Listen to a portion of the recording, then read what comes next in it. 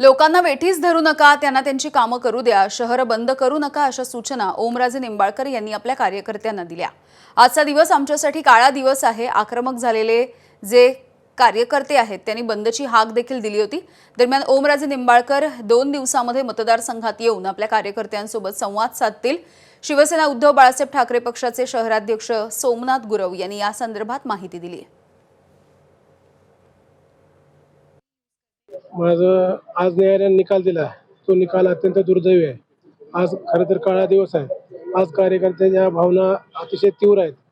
आज कार्यकर्त्याचं पूर्ण भावना तीव्र असल्यामुळे शहर बंद करायचं त्यांनी त्या ठिकाणी आवाहन केलं होतं। परंतु माझं सन्माननीय खासदार ओमदादा यांच्याशी बोलणं झालं। त्यांनी सांगितलं की आपल्याला लोकांना वेठीस धरायचं नाही।